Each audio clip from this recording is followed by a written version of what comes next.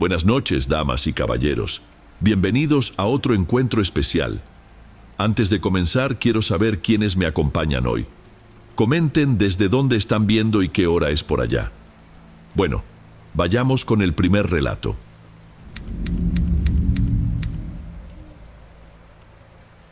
Buenas noches, Dom. Mi nombre es Flavia, tengo 27 años y nunca me ha gustado mucho hablar de lo que viví en aquel periodo en que vivía en el interior de Sonora. A veces parece que la historia me persigue y siento que necesito contarla para quitarme este peso de encima. Puede sonar exagerado, pero lo que pasé en esa época todavía me deja sin dormir algunas noches. Todo comenzó cuando buscaba trabajo de puerta en puerta, sin perspectivas, y con una hija pequeña que mantener. La vida en la casa de mi tía era insostenible. Ella me acogió cuando huí de la casa de mi madre por culpa de mi padrastro, que tenía actitudes inapropiadas conmigo, pero mi tía jamás me mostró afecto. Parecía que lo hacía solo por obligación. Me levantaba todos los días muy temprano, tomaba un autobús lleno y vagaba por la ciudad en busca de cualquier trabajo. El sol fuerte, muy poca sombra, una botella de agua siempre a la mano y mucha angustia. No quería volver a la casa de mi tía sin ninguna novedad, pero en casi todas las tiendas la respuesta era negativa. Algunos comerciantes incluso me miraban con lástima, lo que solo lo hacía más embarazoso. Llegado ese punto, pensaba en rendirme, porque había tocado tantas puertas sin éxito que parecía inútil insistir. Fue entonces cuando pasé frente a una tiendita pequeña, con un letrero improvisado colgado en la entrada. Se contrata dependienta. Noté que la pintura de las paredes estaba gastada y había cajas apiladas cerca del mostrador, pero algo me atrajo a intentarlo. Entré con cierta prisa, conteniendo la respiración, como si fuera mi última oportunidad. La dueña del lugar, que se presentó como Sonia, me recibió con una sonrisa de una amabilidad poco común. Le conté mi historia de forma resumida, hablando de la necesidad urgente de trabajar, de mi hija y de la situación difícil en casa. Tranquila, sé lo duro que es criar a un hijo sola y luchar por el sustento, dijo mientras revisaba mis documentos y manejaba la vieja computadora de la oficina. ¿De verdad necesito a alguien dispuesta a enfrentar el día a día aquí en la tiendita? Si aceptas el sueldo que ofrezco, puedes empezar de inmediato. La sensación de alivio fue tan grande que casi no lo creí. Pregunté si necesitaba hacer alguna prueba o entregar currículos. Ella negó con la cabeza, diciendo que valoraba la sinceridad de las personas. Acepté en el acto y acordamos que empezaría al día siguiente. Si hubiera podido, habría corrido a contarle la noticia a mi hija. Al día siguiente llegué antes de la hora acordada, llena de esperanza. Fue un comienzo difícil, pero me sentía feliz por, al fin, tener un trabajo. Las tareas eran sencillas, aunque cansadas. Quedarme en el mostrador, organizar estantes y atender a los clientes con simpatía. Trataba de mantener todo en orden, tomando nota de lo que se vendía y siempre preguntando a Sonia cuál era la forma correcta de manejar la caja. En pocos días me acostumbré al ritmo.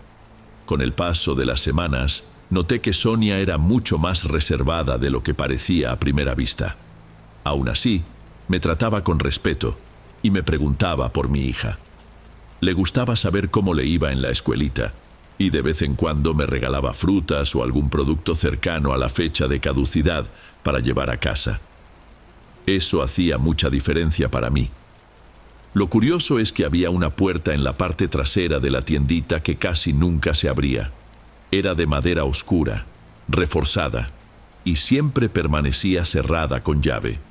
A veces, Sonia entraba con prisa, y luego salía de la misma manera como si quisiera terminar el asunto rápidamente.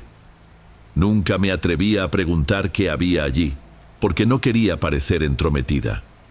Si había algo de valor, no era de mi incumbencia. Cierto día, después de la comida, Sonia me llamó a un lado del mostrador, con expresión seria. Flavia, necesitaré que vayas por unas cajas de refresco al fondo, pero ten cuidado de no tocar lo que está dentro de esa habitación con llave. Es un asunto personal mío. Me sentí un poco incómoda, pero estuve de acuerdo. Ella me entregó una llave diferente a las otras, diciendo que solo servía para abrir una pequeña reja antes de llegar a esa puerta misteriosa. Tomé las cajas y me di prisa, pero no pude evitar la curiosidad. ¿Por qué esa puerta era tan importante para ella? Decidí ignorarlo. Después de todo, tenía un trabajo que no podía perder. En los días que siguieron me di cuenta de que Sonia tenía la costumbre de encender velas de vez en cuando. Las colocaba en un rincón de la oficina, sobre un mueble antiguo, junto con algunas imágenes religiosas. Yo imaginaba que podría ser católica practicante, pero los santos eran diferentes a los que estaba acostumbrada a ver en casa de mi madre. No era algo que me pareciera aterrador, solo un poco fuera de lo común. Después de casi 2 meses trabajando allí, la rutina se estabilizó. La tía que me había dado alojamiento seguía refunfuñando por todo, pero ya no me presionaba tanto, pues yo contribuía con los gastos. Mi hija estaba más alegre y yo trataba de llevar una vida normal sin pensar mucho en los traumas del pasado, hasta que empezaron a pasar algunas cosas extrañas en la tiendita. A veces tenía la impresión de ver a alguien pasando por el pasillo lateral, pero cuando miraba, no había nadie. Pensé que podía ser un reflejo de luz o el cansancio. En otras ocasiones, oía ruidos como si arrastraran cajas, aunque no hubiera ningún cliente en ese momento. Intentaba convencerme de que solo era el viento o que el edificio era viejo. Una noche, casi a la hora de cerrar, Sonia se había ido más temprano, y yo me quedé encargada de cerrar todo y apagar las luces. Fue entonces cuando escuché un sonido parecido a un murmullo muy bajo que venía de la bodega. Traté de ignorarlo, pero la curiosidad pudo más. Fui al pasillo del fondo, usando la luz de mi celular como linterna, y me di cuenta de que la puerta misteriosa estaba entreabierta. Eso me asustó, porque se suponía que la llave la tenía Sonia. Al acercarme sentí incomodidad. No voy a mentir. Una parte de mí quería saber qué había adentro, pero la otra tenía miedo de que me descubrieran husmeando donde no debía. Espié por la rendija de la puerta. Alcancé a ver una figura oscurecida, casi del tamaño de una persona, pero no pude distinguir bien. Tal vez era una estatua. Aunque estaba oscuro, sentí que había algo diferente en el ambiente, como si ese lugar no fuera solo una bodega. Preferí retroceder e irme a casa. Me había prometido a mí misma no perder ese empleo por una tontería. Cuando llegué a casa esa noche, mi hija ya estaba dormida. Intenté olvidar lo que había visto, pero no podía. Tenía la sensación de que algo en la tiendita me observaba, aunque no le encontraba sentido. Me desperté al día siguiente ya cansada. Seguí mi rutina, arreglé a mi niña para la escuela y regresé al trabajo. Al final de esa semana, sucedió algo aún más inquietante. Mientras limpiaba el mostrador, escuché un llanto suave cerca de los estantes de galletas. Pensé que sería algún niño perdido, pero no había nadie. Caminé por el pasillo llamando: ¿Estás bien? ¿Hay alguien ahí? No hubo respuesta. Me quedé parada unos segundos, intentando entender la situación. El llanto cesó y volví al mostrador con el corazón acelerado. Sin embargo, el mayor susto vino esa misma noche. Eran más de las 10 y acababa de acostar a mi hija, Laura, en el cuartito que compartíamos en casa de mi tía. De pronto, noté que la puerta de la habitación estaba abierta y vi que la cama de mi hija estaba vacía. Corrí por el pasillo oscuro llamándola, muerta de preocupación. Encontré a Laura recargada contra la pared del patio, conversando con alguien que yo no veía. Susurraba, aparentemente tranquila, como si estuviera hablando con una amiguita imaginaria. Se me aceleró el corazón, pero intenté no armar un escándalo. Me acerqué, la llamé otra vez, y cuando se volteó, me miró con una expresión confundida, como si no entendiera por qué yo estaba tan alterada. «Mamá, la niña dijo que no quiere quedarse sola», murmuró sin moverse, y me pidió que la ayude a volver a su casa. «¿Qué niña, Laura? Aquí no hay nadie». Ella me miró sorprendida, como si yo estuviera ciega. Entonces apuntó hacia el espacio vacío. No había absolutamente nada ahí. Jalé a mi hija hacia adentro, cerré la puerta e intenté hablar con ella, preguntando dónde había visto a esa niña. Laura no supo precisar. Solo repetía que la niña había aparecido cerca de la puerta de la habitación, susurrando sobre una casa que estaba detrás de la tienda. Era raro, y me dejó con la sensación de que algo no iba bien. En los días siguientes, Laura a veces se despertaba diciendo que la niña había regresado, contando historias confusas sobre un lugar oscuro, con una especie de imagen grande, parecida a una santa, pero cuyos rasgos no se distinguían. Mencionaba un velo que cubría la mitad del rostro de esa figura. Los detalles coincidían un poco con lo que yo había visto cuando la puerta trasera de la tiendita quedó entreabierta, lo cual me perturbaba aún más. Le conté lo que estaba pasando a una vecina aficionada a los temas espirituales. Ella me recomendó a una conocida, doña Leila, que trabajaba con rezos fuertes y limpias. Yo estaba tan angustiada que decidí buscarla, aunque no me sobrara dinero. Cuando fui a su casa, me recibió con ropa sencilla, pero su mirada era firme. Escuchó todo lo que tenía que contar, y en cierto momento movió la cabeza despacio. La presencia de esa niña parece estar ligada a un tipo de devoción que no es la convencional, comentó, tomando unas hierbas secas de un saquito. Tal vez sea un alma que quedó atrapada y se acerca a las personas. No sé qué tipo de imagen sea, pero puedo intentar ayudarte a ti y a tu hija para que se liberen de estas visitas indeseadas. Me dio unas instrucciones sobre limpias y oraciones, pidiéndome que las hiciera durante 7 días seguidos. También me aconsejó que pensara si valía la pena seguir en ese trabajo, en caso de que algo allí estuviera influyendo sobre mi hija. A pesar de mi preocupación, intenté mantener la rutina en la tiendita, pero cada vez me sentía más incómoda. De vez en cuando, sentía como si algo pasara a mi lado sin que pudiera verlo con claridad. Decidí comentárselo a Sonia, pero sin mencionar detalles sobre la supuesta niña. Solo le hablé de unos sueños extraños, y ella guardó silencio, visiblemente tensa. Flavia, no quería entrometerme, pero si tienes algún problema, dímelo. Yo también tuve mis momentos difíciles. Solo no quiero que te asustes con nada de aquí. Este lugar es sencillo, pero siempre fue importante para mi familia. No quiso revelar mucho más, pero percibí que aquello que guardaba en la habitación tenía una conexión fuerte con su propia historia. Sentí muchas ganas de preguntar, pero me contuve. Tenía miedo de perder el empleo y al mismo tiempo no soportaba la idea de que esa extrañeza siguiera afectando a Laura. Una noche, mientras hacía la limpieza en la oficina de Sonia, vi un álbum de fotografías dentro de un cajón que no estaba cerrado con llave. No suelo revisar las cosas ajenas, pero buscaba un trapo y sin querer empujé el cajón, casi tirando el álbum. Terminé recogiéndolo para ponerlo en su sitio y involuntariamente vi algunas fotos. En 2 de ellas aparecía una niña muy parecida a la descripción de Laura. Cabello largo, rasgos delicados, ropa sencilla.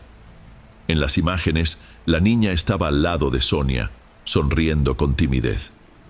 Dejé el álbum en el mismo lugar y cerré el cajón, sintiendo un nudo en la garganta. Ese rostro coincidía con lo que mi hija describía, aunque no quisiera creer que fuera la misma niña.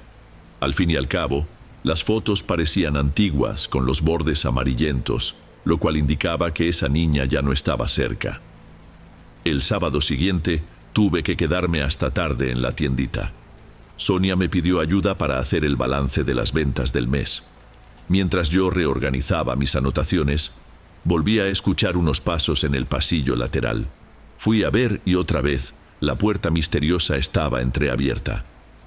Una parte de mí decía que no debía entrar, pero necesitaba entender qué había dentro. Con el celular en la mano, empujé la puerta con cuidado. Vi algunas velas apagadas en una esquina, recipientes con flores marchitas y en el centro, una estatua cubierta con un velo oscuro. Parecía la representación de alguna figura sagrada diferente, porque no tenía los rasgos que suelen verse en los santos tradicionales. El paño cubría el rostro y alrededor Había collares y cintas de colores colgados. Un ligero olor a incienso aún flotaba en el aire, a pesar de que las velas estaban apagadas. La atmósfera de ese lugar me incomodó. No era algo que se moviera por sí solo, pero me producía la sensación de que no debía estar allí. Apagué la luz del celular y salí antes de que Sonia se diera cuenta. Pasé el resto de la jornada intranquila deseando irme a casa cuanto antes. Esa noche llegué y encontré a Laura dormida en el sillón. Preparé algo rápido de cenar y la llevé a nuestra habitación. Tal vez por el cansancio, me quedé dormida casi de inmediato. Alrededor de las 2 de la madrugada desperté porque sentí que el colchón estaba vacío a mi lado. Me levanté de un salto y vi a mi hija otra vez mirando fijamente hacia la puerta abierta, como si esperara que alguien entrara. «Hija, por favor, regresa a la cama», le pedí, intentando sonar tranquila. «Ella quiere que vaya hacia allá», respondió Laura con un tono de voz tan sereno que me preocupó todavía más. «¿Quién, mi amor?» «La niña de las fotos que viste. Dijo que su mamá me necesita». Sentí que el corazón se me aceleraba al darme cuenta de que Laura mencionaba las fotos que viste. ¿Cómo podía saber ella del álbum en la tiendita? ¿Cómo podía saberlo si solo lo había visto yo? Fue una noche tensa, pero logré convencerla de volver a la cama. A la mañana siguiente decidí que era hora de hacer algo. Volví a casa de doña Leila y le conté todo lo que descubrí, incluidas las fotos y la estatua cubierta con un velo. Ella insistió en que debía alejarme de ese lugar cuanto antes, advirtiendo que la energía allí podía afectar aún más a Laura. Acordamos hacer un ritual de limpieza en mi casa la noche siguiente, con oraciones y baños de hierbas. No soy muy cercana a esas prácticas, pero estaba desesperada. Las limpias que siguieron fueron intensas y agotadoras. Doña Leila y la vecina que me la recomendó hicieron oraciones y defumaciones durante varios días. El ambiente en casa mejoró poco a poco, y Laura dejó de levantarse por la noche. Entonces tuve la certeza de que debía renunciar a mi empleo. Tal vez me quedaría sin trabajo por un tiempo, pero la seguridad de mi hija era lo primero. En cuanto me sentí lista para hablar con Sonia, esperé a que terminara la jornada y fui a su oficina. Temía que se creara un mal ambiente, pero ella pareció adivinar lo que iba a decirle.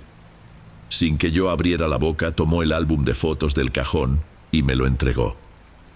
«Puedes mirar. Sé que viste la foto de mi niña. Se llamaba Jacqueline. Falleció hace muchos años, tras una enfermedad que no pudimos curar. Yo era muy devota de esa figura que viste en la habitación, una entidad que mi familia veneraba. Creí que si le hacía promesas, salvaría la vida de mi hija». Hubo un momento de silencio mientras hojeaba el álbum con las manos temblorosas. Jacqueline era la pequeña que Laura decía ver. «Lo siento mucho», fue lo único que pude decir todavía sujetando la tapa del álbum. Sonia continuó. «Después de perder a Jacqueline, no quise deshacerme de esa estatua. Tengo la esperanza de que de alguna forma esa entidad proteja su alma. Pero sé que no todos lo entienden ni lo aceptan. ¿Te vas a ir, verdad?» Asentí con la cabeza, casi sin poder hablar. Ella me miraba con una expresión que mezclaba culpa y resignación. No mostró enojo porque yo hubiera entrado en su espacio, ni porque me quisiera marchar. «Entiendo que es lo mejor para ti y para tu hija. Te agradezco todo el trabajo que hiciste. Cuando estés lista, puedes recoger tus cosas y seguir tu camino». Al día siguiente recogí todo en la tiendita y terminé con mis pendientes. Sonia me pagó lo que me debía y nos despedimos con respeto mutuo. A pesar de todo el miedo que sentía, también tenía un nudo en el corazón al ver que, en el fondo, ella solo quería mantener viva la memoria de Jacqueline, sin medir las consecuencias espirituales de ese culto. Regresé a casa con una mezcla de alivio y tristeza. Sentía lástima por Sonia, aferrada a sus recuerdos y a una fe que, de algún modo, mantenía a la niña atrapada en nuestro mundo. Después de que dejé ese lugar, las manifestaciones en mi casa prácticamente cesaron. Laura dejó de mencionar a la niña y pudo dormir en paz. Continué con los rituales de protección hasta terminar el período que me indicó doña Leila y seguí mi vida buscando otro trabajo. Hasta hoy no sé explicar con exactitud qué fue real y qué tal vez surgió de mi agotamiento, pero siempre que recuerdo aquellos días, pienso sobre todo en la gran fuerza que tenía para proteger a mi hija de cualquier mal que pudiera acecharla. No le deseo a nadie la tensión diaria de salir de un ambiente lleno de misterios y volver a casa temiendo por la seguridad de una niña. No estoy segura de si fue algo espiritual, psicológico o ambas cosas juntas. Sin embargo, cada vez que me veo en una situación difícil, pienso en Sonia y en su fe inquebrantable, que fue más allá de límites que yo jamás imaginaría. Esta experiencia marcó mi vida. Nunca volví a saber nada de la tiendita ni de Sonia. Decidí seguir adelante y espero que ella haya encontrado alguna forma de paz con la partida de Jacqueline. Aún siento un leve temor cuando paso por lugares parecidos, pero prefiero creer que nosotras, las madres, somos capaces de enfrentar cualquier cosa por nuestros hijos, incluso aquello que no entendemos del todo.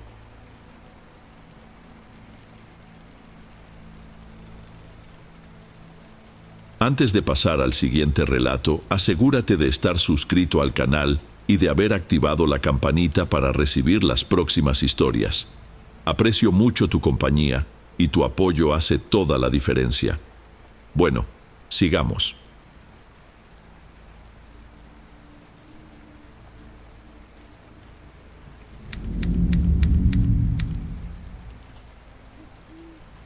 Me llamo Mariana Cruz. Y desde que tengo uso de razón, siento una curiosidad casi incontrolable por lugares antiguos. Siempre me ha gustado visitar casonas abandonadas y hasta construcciones en ruinas, porque creo que allí hay algún vestigio de quienes pasaron por esas paredes. Por lo general, este tipo de exploración me produce una sensación algo melancólica, pero al mismo tiempo me hace reflexionar sobre cómo la historia de cada sitio se entrelaza con nuestra propia vida. Pasé mi infancia en Veracruz, donde no faltaban viejos ingenios de caña de azúcar, casas grandes e iglesias. Más tarde, me fui a estudiar a Santa Catarina, en Nuevo León, donde conocí a un grupo de amigos que compartía el gusto por aventurarse en sitios abandonados. Era una manera de unir nuestras ganas de descubrir historias con la pasión por la fotografía, la arquitectura y, ¿por qué no?, pequeños sustos en medio de tanto silencio. La primera vez que salimos a explorar algo juntos fue en un antiguo colegio clausurado. Allí nos topamos con puertas atascadas, pupitres rotos y un cierto aroma a libros viejos. Aunque fue emocionante, no pasamos de un leve malestar, nada que de verdad quitara el sueño. Con el tiempo, empezamos a buscar lugares cada vez más desafiantes. Ya habíamos visitado una fábrica antigua en Chihuahua, una estación de tren decadente en el interior de Guanajuato, e incluso un cine que, supuestamente, estaba embrujado en el norte del país. Pero nada de eso se compararía con lo que vivimos hace poco en un hospital psiquiátrico abandonado en Chiapas. El grupo estaba formado por 4 amigos y yo sumando 5 personas. Estaba Tadeo, que estudiaba fotografía y siempre se preocupaba por documentarlo todo. Tenía un estilo muy personal para captar imágenes y prefería ángulos más artísticos, algo que muchas veces nos hacía perder minutos valiosos mientras buscaba el encuadre perfecto. Amelia, con su libreta de dibujos y esquemas, estaba a punto de graduarse en arquitectura y analizaba cada detalle constructivo con fascinación. Julia, que trabajaba en un despacho de restauración, tenía un conocimiento práctico de cómo los materiales, las pinturas y las estructuras envejecen. Y estaba Pablo, quien, a pesar de tener formación en historia, nunca había sido muy aficionado a la investigación. Prefería escuchar lo que los demás contaban y lanzarse de lleno a las exploraciones. Yo, Mariana, era la que siempre trataba de unirlo todo en un diario, anotando curiosidades, leyendas que escuchábamos e impresiones colectivas. Aquel hospital psiquiátrico había sido mencionado en algunos reportajes de periódico y se comentaba con frecuencia en foros de Internet sobre lugares supuestamente embrujados. Muchos habitantes de la región evitaban entrar o incluso pasar cerca de él. Intentamos hablar con algunas personas locales, pero nadie parecía estar cómodo hablando del tema. Fue una señora, dueña de una pequeña tienda, quien soltó algunos detalles. Mencionó que el hospital había funcionado durante décadas y que cerró en circunstancias que hasta hoy generan dudas. Habló de un director considerado muy estricto, pero no llegó a contar nada concreto. Lo poco que supimos es que circulaban historias sobre procedimientos psiquiátricos aplicados de forma cuestionable, como si fueran experimentos. Esa posibilidad encendió mis alertas, pero Pablo, siempre escéptico, lo minimizó. No creo que vayamos a encontrar más que moho y escombros. Esos rumores surgen cuando un lugar queda abandonado por mucho tiempo. No insistí. Me di cuenta de que cuanto más la gente hablaba de algo siniestro, más se divertía Pablo con la situación. En el fondo, le encantaba el ambiente de suspenso, aunque fingiera no creer en nada. Llegamos al lugar al final de una tarde de sábado. El edificio estaba alejado, muy lejos del centro de la ciudad, cerca de una zona de vegetación densa. Dejamos el auto a un costado de una carretera estrecha y caminamos unos minutos hasta divisar un portón de hierro corroído. Al pasar por ese portón, vimos lo que quedaba de un patio interior. Pocos árboles secos se erguían allí, y la fachada principal del hospital mostraba ventanas rotas. Algunos cristales, todavía enteros, reflejaban nuestra imagen y me daban la impresión de que alguien nos observaba desde dentro. Julia estaba entusiasmada. Se acercó a un muro lateral, tocó la pintura descascarada y murmuró algo sobre infiltraciones y humedad. Amelia, más adelante, observaba la puerta principal como si estuviera decidiendo por dónde comenzar el reconocimiento. Tadeo preparaba la cámara. Pablo estaba a mi lado, negando con la cabeza, casi con burla. «Estamos listos para nuestra próxima aventura», dijo él, frunciendo el ceño, aunque con una leve sonrisa. Entramos a un vestíbulo amplio con algunas sillas volteadas y un mostrador que parecía haber sido la recepción. Guardé silencio, examinando cada rincón. Sentía una extrañeza difícil de describir, una incomodidad que solo se percibe cuando el lugar, en sí mismo, parece cargar con un silencio pesado. No había señales de indigentes o adictos, algo habitual en espacios abandonados de las grandes ciudades. Parecía que nadie de verdad tenía valor de permanecer allí. El olor, por otro lado, no era tan marcado, solo un aire sofocante y añejo. Las salas de la planta baja tenían las puertas forzadas. Vimos camillas oxidadas, armarios sin cajones y un enredo de cables que colgaban del techo. Amelia, como siempre, se interesó por los pasillos que llevaban a las áreas de internación. Recorremos un largo corredor, iluminando el camino con linternas, pues las ventanas en esa parte eran más estrechas. Fue entonces cuando Julia se detuvo frente a una puerta con un letrero casi ilegible. Pasó la mano por la placa e intentó leer algo como «dirección» o «administración». Le pareció importante ver si allí había algún archivo que contara la historia del hospital. «¿Quién viene conmigo?», pidió ella girando la perilla sin éxito. «Deja que yo lo intento», dijo Pablo empujando la puerta con el hombro hasta que cedió. Tadeo y Amelia continuaron por el corredor, y yo dudé con quién ir. Decidí acompañar a Julia y Pablo.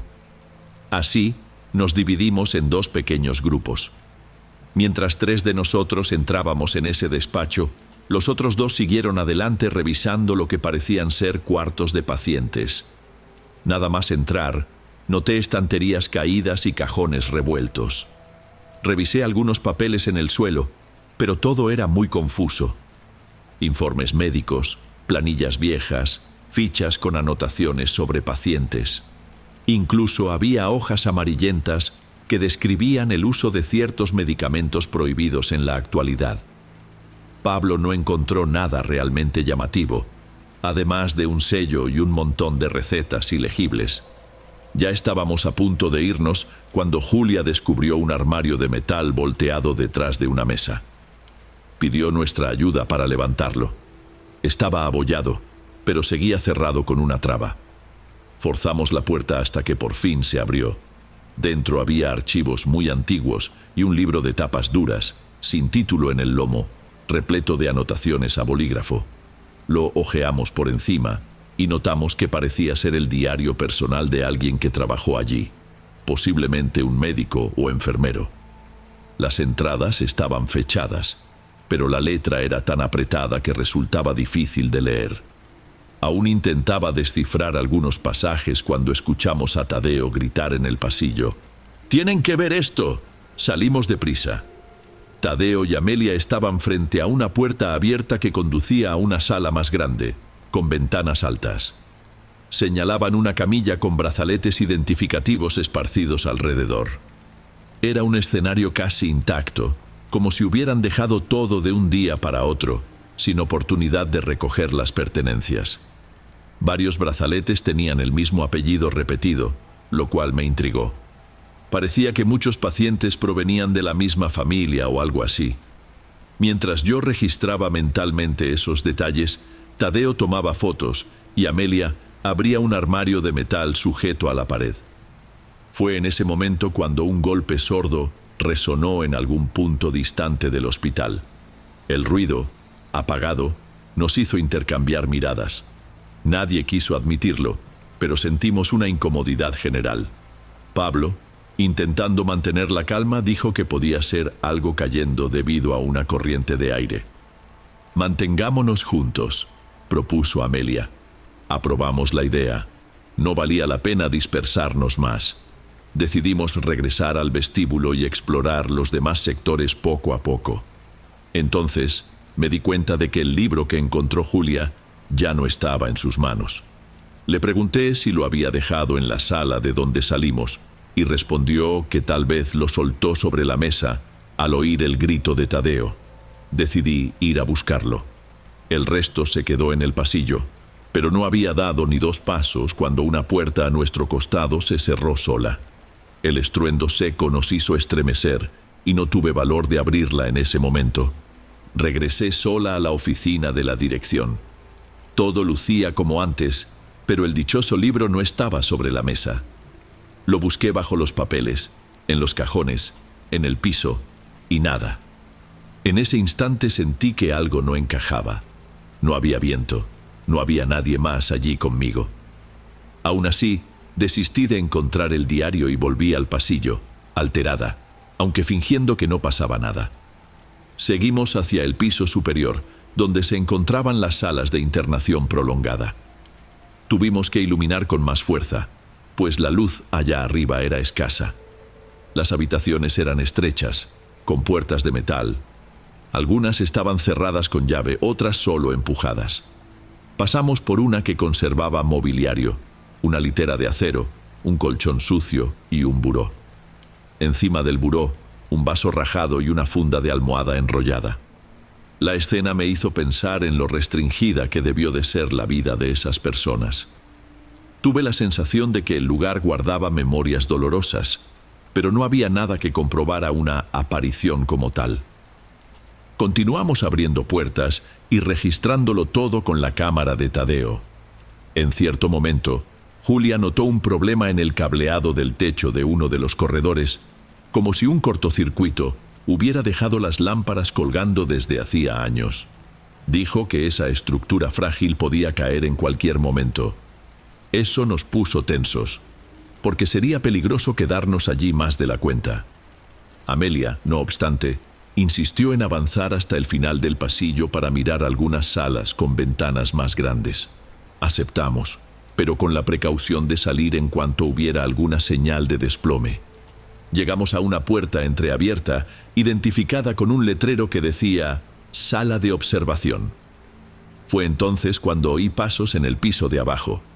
Me pareció extraño, porque estábamos todos allí.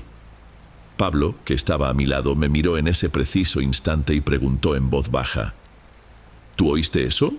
Asentí con la cabeza.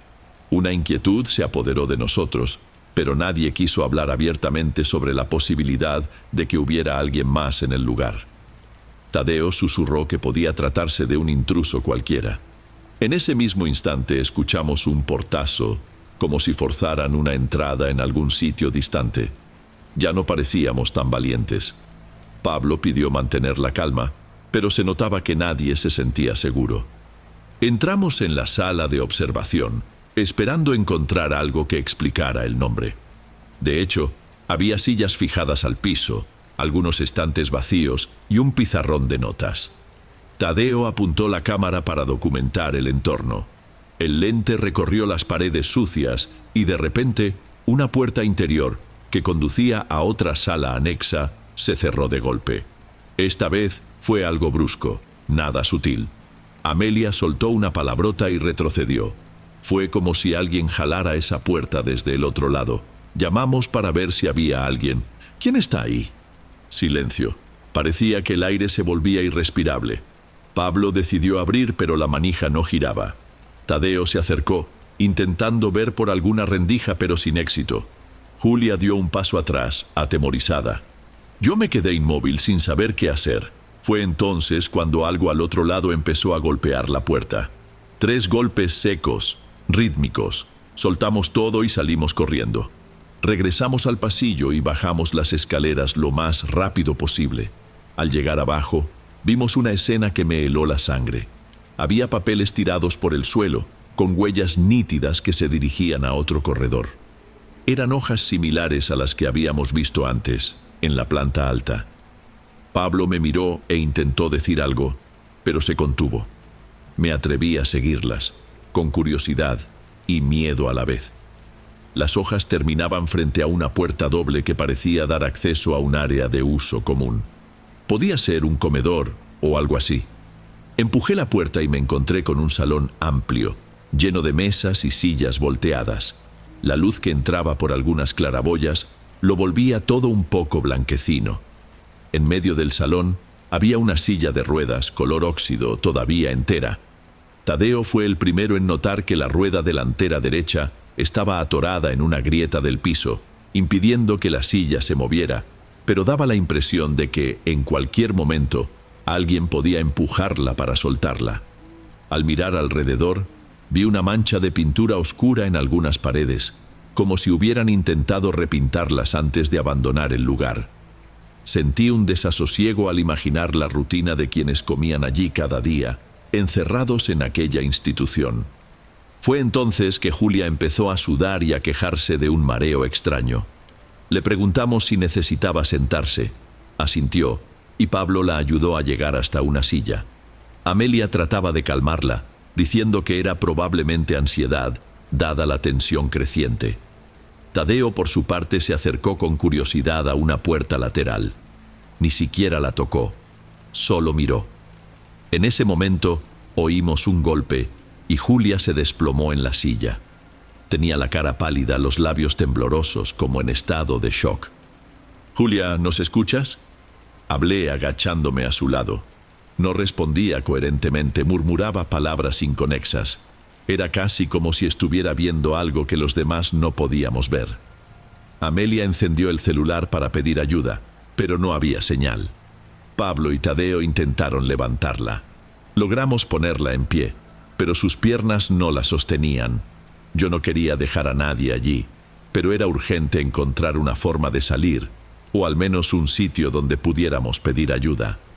Cuando decidimos regresar al vestíbulo para marcharnos, Julia tuvo una especie de arrebato. Empezó a gritar cosas sin sentido. Rogaba «detente» y «vámonos». Pero no quedaba claro si nos lo decía a nosotros o a alguien a quien ella creía ver. El pánico se apoderó de todos. Pablo trataba de sujetarla mientras ella se retorcía. Amelia se apartó, claramente trastornada, y yo intenté agarrarle los brazos, sin éxito. Tadeo, asustado, dejó caer la cámara al piso. «Tenemos que salir de aquí de una vez», gritó él, levantando la cámara. Avanzamos a toda prisa por los pasillos que, en ese instante, parecían interminables. Julia se resistía a andar. De pronto, Dejó de gritar y se quedó lívida, apoyándose en la pared hasta deslizarse al piso. Ese cambio repentino, esa ausencia de reacción, era más angustiante que los gritos. Pablo la cargó sobre sus hombros y corrió hacia la salida principal. Cuando por fin alcanzamos la puerta, cruzamos el patio y atravesamos el portón de hierro. Miré hacia atrás fugazmente y casi tuve la impresión de ver una silueta cerca de una de las ventanas del segundo piso. Pero preferí no comentar nada en ese momento, porque todos estábamos demasiado perturbados y cualquier detalle adicional habría aumentado el miedo. Logramos llegar al auto y llevar a Julia a urgencias de la ciudad. Era de noche cuando llegamos. Ella seguía sudando y gimiendo, aunque ya no forcejeaba con nosotros. Los médicos la examinaron, le administraron medicamentos para tranquilizarla y recomendaron que pasáramos la noche en observación. Nos quedamos en el hospital junto a ella. En ese momento, ni siquiera sabíamos cómo explicar lo sucedido. Pablo no mencionó nada sobre ruidos o puertas que se cerraban solas. Tadeo y Amelia tampoco quisieron hablar de fenómenos extraños. Parecíamos estar en shock, cada quien atrapado en sus propios pensamientos. Julia pasó las semanas siguientes en consulta con un psiquiatra y se sometió a exámenes para descartar cualquier problema orgánico. Ningún médico supo decir con exactitud qué ocurrió. Fue diagnosticada con algo parecido a un trastorno de estrés postraumático y recibió licencia en el trabajo. Nosotros tratamos de acompañarla, pero ella evitaba hablar del asunto. En ningún momento describió lo que vio dentro de aquel hospital, ni volvió a retomar nuestras conversaciones sobre exploraciones de lugares antiguos. Por lo visto, solo deseaba olvidar. Al cabo de un mes mostró señales de mejoría. Estaba más tranquila, aunque seguía poniéndose nerviosa cuando oía cualquier ruido inesperado. Pero en una madrugada silenciosa, recibí la noticia de que había salido de casa sin avisar a su familia. Bajó las escaleras del edificio, tomó el auto y se esfumó. La encontraron al día siguiente, en estado catatónico, dentro de su vehículo estacionado cerca de una central de autobuses. No habló nada, ni respondía a las preguntas de la policía. Tenía rasguños en los brazos y la mirada perdida. Desde entonces, permanece internada, sin dar señales de recuperar su antigua lucidez. Nosotros, que no caímos en ese colapso, intentamos seguir con nuestras vidas. Pablo dijo que no quería volver a oír sobre exploraciones de este tipo. Amelia, aunque sigue amando la arquitectura, ni siquiera quiso volver a dibujar. Y Tadeo, al revisar sus fotos, comentó que en algunas aparecían sombras borrosas, pero enseguida desechó la idea de algo sobrenatural. Prefirió pensar que eran defectos de luz o suciedad en el lente. Yo, por mi parte, ya no puedo leer las anotaciones que tomé ese día. Me pregunto qué contenía el diario que desapareció, y si todo esto no fue más que una serie de coincidencias que terminó de forma lamentable. Sea como fuere, no tengo el valor de regresar a aquel hospital. La sola mención del lugar me provoca una congoja que no puedo explicar. Y, cada vez que pienso en Julia, siento que fuimos demasiado lejos por pura curiosidad. Tal vez haya sitios que deberían permanecer sellados, con sus historias guardadas para siempre, lejos de nuestra insistencia en desenterrar secretos que pueden costar muy caro.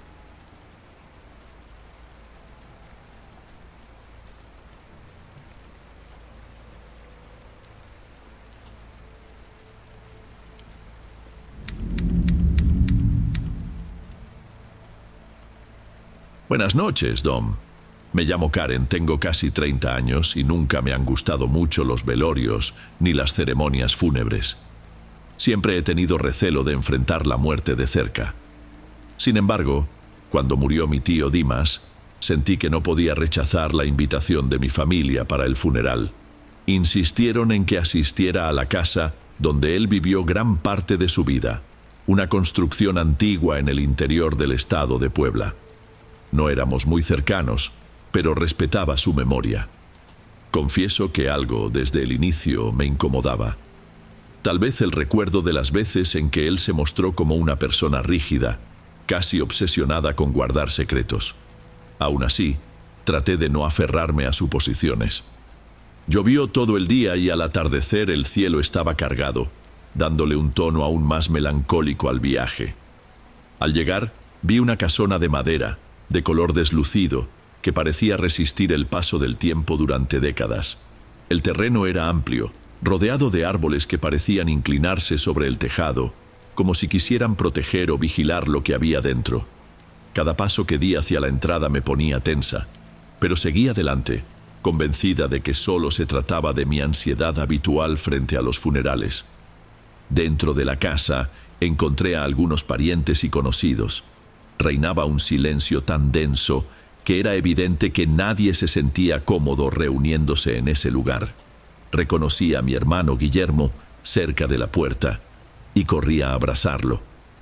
No nos habíamos visto en semanas y él también tenía un semblante preocupado. Hablamos en voz baja sobre la muerte del tío, que aparentemente fue repentina. En vida, el tío Dimas no tenía muchos amigos. Era reservado, pasaba gran parte del tiempo involucrado en asuntos misteriosos que nunca revelaba a la familia. Sin embargo, mi atención cambió en cuanto vi a mi madre sentada cerca del ataúd. Se la notaba nerviosa, mirando fijamente el cuerpo de mi tío, pero sin pronunciar palabra. Fue entonces cuando noté la presencia de una mujer que vestía un traje oscuro y llevaba una especie de pañuelo de encaje en la cabeza. Estaba de pie, inmóvil, a pocos metros del féretro, como si analizara todo a su alrededor. No la reconocí, y cuando le pregunté a mi madre quién era, ella vaciló antes de responder. Dicen que es la compañera de tu tío, pero nunca antes había visto a esta persona. Aquello sonaba extraño, pues, hasta donde sabíamos, el tío Dimas no se había casado ni mencionado a nadie especial. La mujer levantó la mirada hacia mí y tuve la sensación de que ya sabía quién era yo, a pesar de que no me había presentado. No me acerqué. Preferí observar desde la distancia, esperando algún gesto que explicara su presencia. No pasó mucho tiempo antes de que ella misma se presentara, diciendo que había compartido los últimos años de la vida del tío Dimas y que llevaba algunas pertenencias de él en una pequeña bolsa. Su voz era tranquila, casi fría, al hablar de objetos que, según ella, eran importantes para acompañar al cuerpo. Había algo extraño en todo eso, pero nadie quería causar problemas en medio de un funeral. Aún así, cuando empezó a abrir la bolsa, mi madre se levantó de repente y fue hacia ella. Disculpe, pero creo que no es adecuado mover nada en el ataúd. La funeraria ya lo preparó. La mujer siguió hurgando en sus objetos como si ni siquiera hubiera escuchado. Sacó un adorno extraño, parecido a una pequeña escultura con un rostro retorcido, y lo colocó sobre el ataúd con una calma que me perturbó. Mi madre trató de quitarlo de allí, pero la mujer sostuvo su mano, lanzándole una mirada desafiante. Hubo una breve discusión, y mi hermano Guillermo intervino, pidiéndoles que no armaran un escándalo. Con todo respeto, dijo él mirándola fijamente, pero creo que será mejor guardar ese tipo de cosas. Ella no discutió, guardó todo de nuevo en la bolsa y antes de salir, le lanzó a mi madre una mirada cargada de resentimiento. Mi madre temblaba de rabia y de algo que, más tarde, comprendí que era miedo. La mujer vestida de oscuro se fue de la casa sin decir más. Juro que, después de eso, el ambiente se volvió aún más pesado. Unos días después, la rutina de nuestra familia volvió a la normalidad. Sin embargo, noté que mi madre empezó a quejarse de dolores constantes. Primero, un dolor de cabeza que no remitía. Luego, un cansancio que le impedía cumplir con sus tareas diarias. Mi hermano y yo la llevamos al médico, pero ningún análisis detectó algo específico.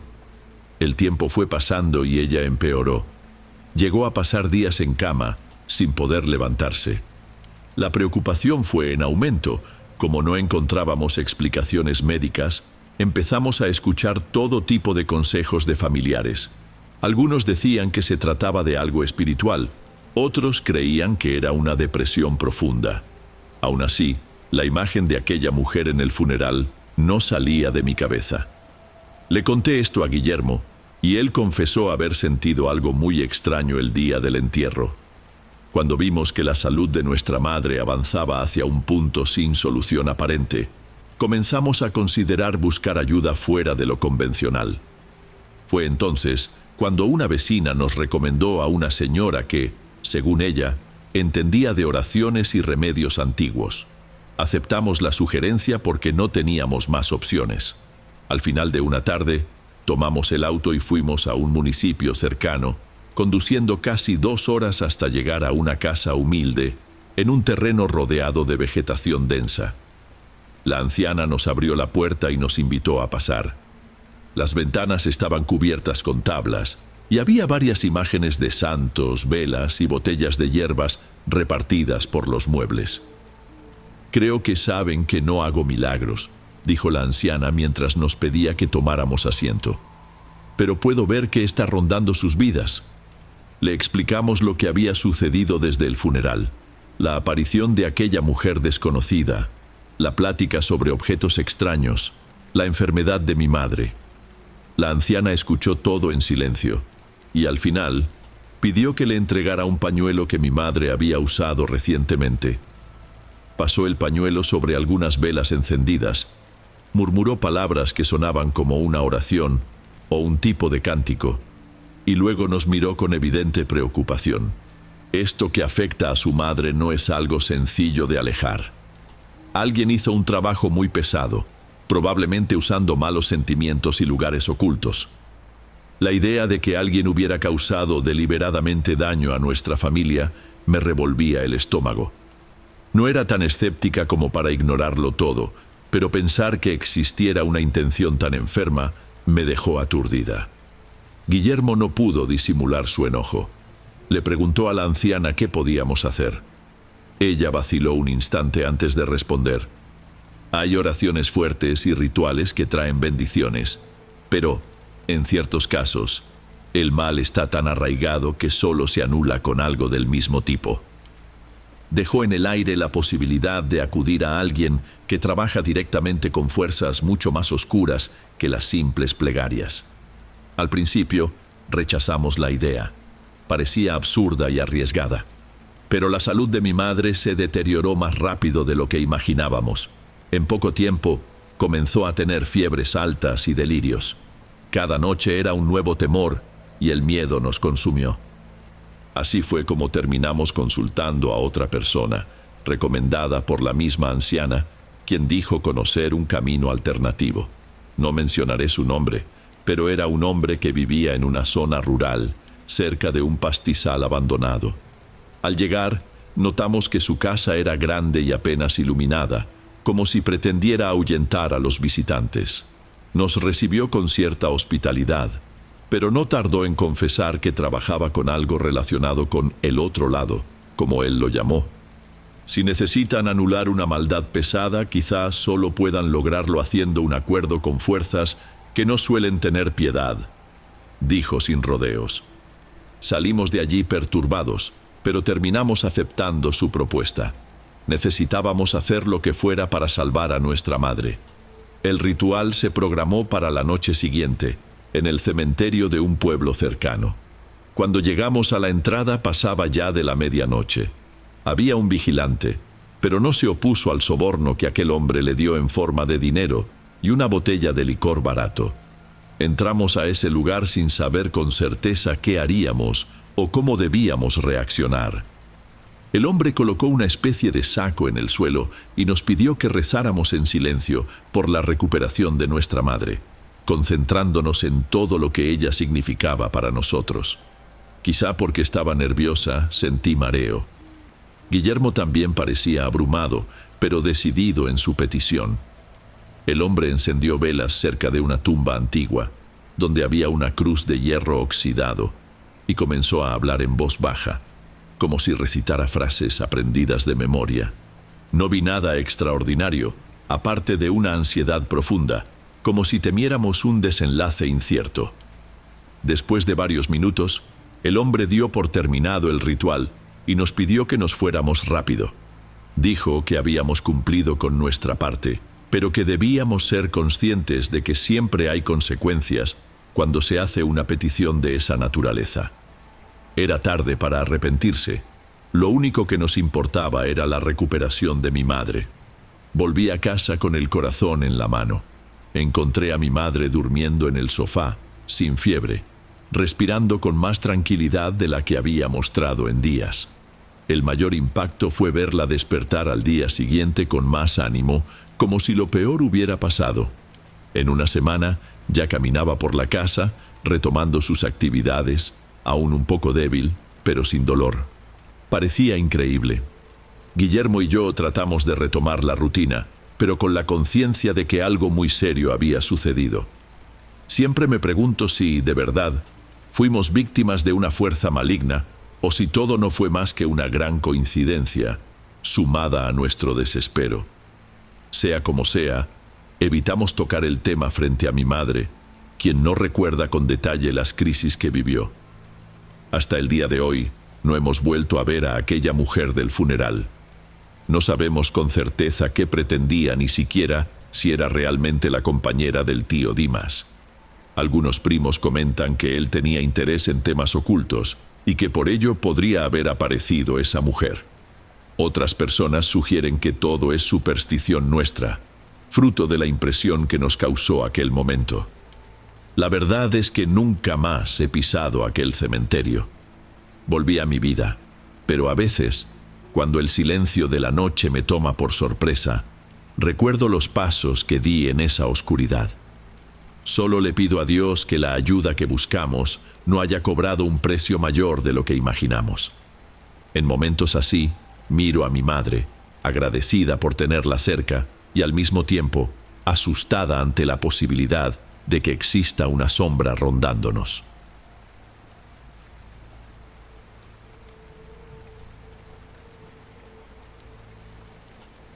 Bueno, amigos, estos fueron los relatos de hoy. Espero de corazón que les hayan gustado. Subo nuevos videos todos los días y me dará mucho gusto verlos en los próximos. Ahora en la pantalla les dejo otros 2 buenos videos que seguro les encantarán. Un abrazo de Dom y nos vemos por allá.